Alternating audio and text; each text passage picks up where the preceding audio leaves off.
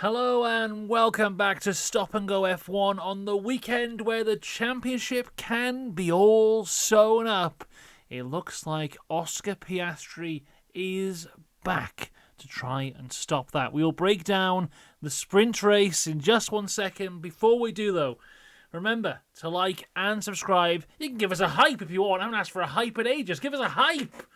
And of course, a huge shout out to our members: Dakota, the Joyous Jane, Robin Myers, Tim Strudel, Michael Johnson, Mr. Eurovision 1986, Philip DeGanzik, Andy Jones, Sarah Jowett, Facetious Badger, and a special welcome to our newest member, who I may have accidentally missed yesterday, but you know what? I was coming off the back of chaos of selling a Vauxhall Astra.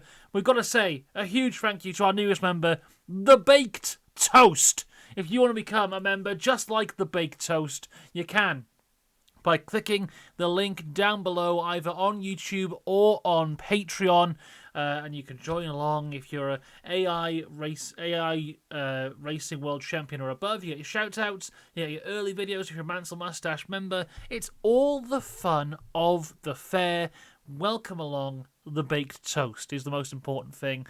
Hopefully I said that enough times to make up for me missing it yesterday. But let's talk about the sprint. And you know what? We had a few sprints in F1 history now, and there may be quite a bit of competition for worst ever F1 sprint. I think this one can certainly join it, because this was dull. But like a lot of the races we're having at the minute, it may have been a little bit dull, but it does have some interesting implications for our championship picture. Let's get into this then, starting, of course, at the start with Oscar Piastri on pole position, George Russell alongside him. As for the others in World Championship contention, the championship leader is Lando Norris. He started third, and Max Verstappen at this point is still in championship contention. He started from sixth. But there are some big changes to the grid. 4 cars are starting from the pit lane. It's Lance Stroll, Lewis Hamilton, Pierre Gasly, and Franco Colapinto, all who were knocked out in Q1 yesterday, all starting from the pit lane today. Another thing worth noting, of course, is that Max Verstappen did have floor damage yesterday.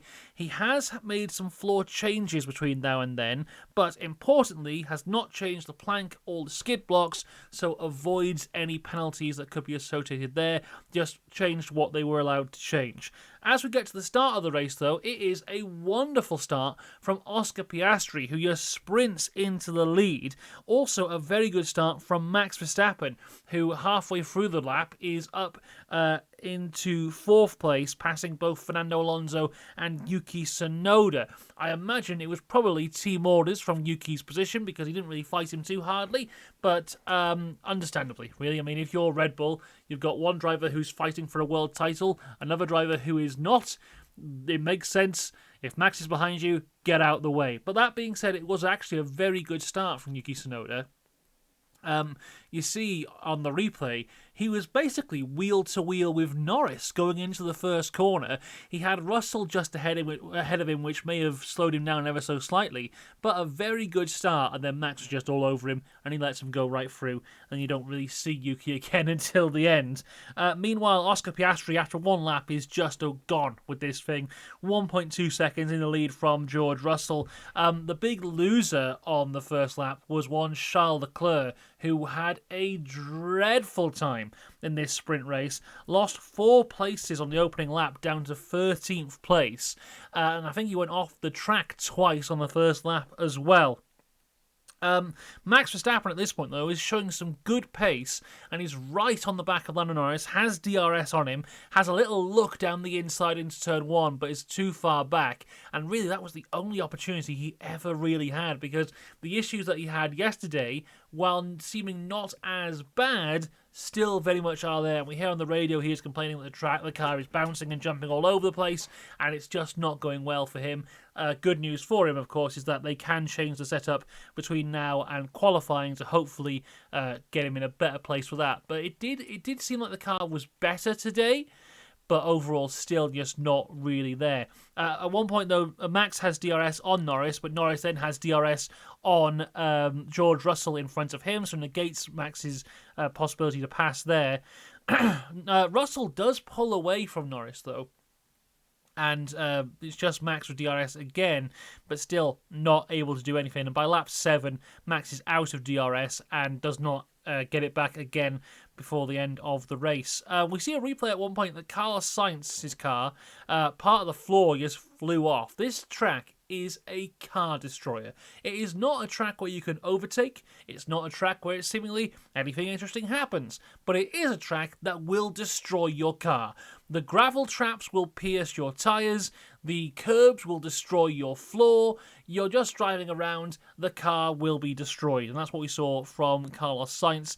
The DRS here, I think, is too short. It's only one DRS zone around the entire track, but if you look at the track, it basically looks like imagine if you drew a cartoon goose splat. That's what the Qatar track looks like, and there's only one real place where you could put a DRS straight, and that's the start-finish straight, and even then it's still a little bit too short to have any influence whatsoever, which is why we didn't see too much overtaking from this, even though we had, cars massively out of place. Even those who started in the pit lane weren't really doing anything. It's just, it's not the best track, and not having the best weekend thus far. Lawson and Leclerc have a bit of a duel here. Leclerc had gone off the track again. As he came back on, Lawson looked down the inside, which through the next corner became the outside. Leclerc fully just pushed him off. Leclerc just went, nope, I'm going to push you fully off the track. Leclerc goes Lawson goes over the curb, through the gravel trap, then comes back on the track in front of Charles Leclerc. He does keep the place for now, but he's told to return it, and he does return it. I mean, obviously he has to return it, but also, Leclerc did just fully push him off the track when he was alongside. Charles Leclerc not happy and continuing to struggle. Back to the front of the grid, Alonso has a big moment going wide out of the final corner, which allows Kimi Antonelli to just come up right behind him and take P6 on lap 13. Then we have our first of 2 track limits penalties. This is going to be huge in tomorrow's race because the track limits were just going off everywhere, especially when we get into tomorrow's race. Of course, there is the lap limit on tyres. I think it was 25 laps.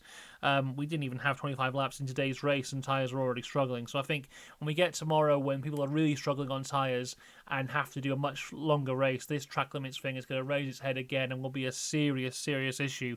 But Tsunoda is the first victim of this in the sprint race, getting a 5-second time penalty.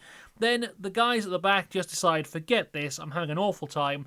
We're turning this sprint into qualifying testing, with Lance Stroll pitting on lap 14 for soft tyres, and Gasly and Colapinto both pitting on lap 18 for soft tyres, and then they just continue until the end of the race from there. Then the end of the race turns up right now, and it is Oscar Piastri, who wins this race from pole position, incredibly dominant, was never, ever really challenged, even into turn 1. Just, turned up, did exactly what you had to do, won the race. The exact opposite of the Oscar Piastri that we've seen for the last 6 or 7 races. This is what we want from a title contender. Hopefully he can bring this throughout the rest of the weekend. Great stuff, Oscar Piastri. In P2, it was Mr. Does Nothing Turns Up podium, George Russell. Norris had DRS on him at one point, but was never really challenged. Russell just really bossed that entirely, kept P2, great stuff. Lando Norris in P3 with Max Verstappen in P4. What this means for tomorrow's race is now Lando Norris only needs to score 1 more point than Max Verstappen in tomorrow's race, and Max is out of title contention. But with Oscar winning this race, it now means that Norris has to score 4 more points than Oscar Piastri tomorrow to win the title. So 4 more points than Oscar, 1 more points than Max. As I said, Max was in P4, a decent recovery from a qualifying he'll be disappointed with yesterday, but the main thing for Red Bull will be getting the setup right between now and qualifying to go into the main race, hopefully in a better position. Antonelli does finish 5th after a penalty to Tsunoda, but after the race, Antonelli also gets a penalty for track limits. So they stay the same as they were as they cross the line. So Tsunoda, a very good P5, Antonelli, a good P6. Antonelli is closing in on Lewis Hamilton in the championship with not many races to go, and Lewis Hamilton having a very, very bad time. And P7, picking up 2 points, is Fernando Alonso. Then the last of the points goes to Carlos Sainz in 8th. Isaac Hadjar misses out on a point by just 0.8 of a second. He's in 9th. Then it was Albon 10th, Bortoleto 11th, Behrman is 12th. The disaster for Ferrari starts with Charles Leclerc in P13. Lawson is 14th, Ocon 15th, Hulk in 16th, Lewis Hamilton is 17th. Then it's Gasly 18th, Stroll 19th, Colapinto in 20th. That was the sprint. We shall be back later on for all things qualifying. It's a huge weekend this weekend in terms of the championship, but I hope to God the race is better than that, because that was dull. I'll see you later for all things qualifying. Until then, have a good one. Goodbye.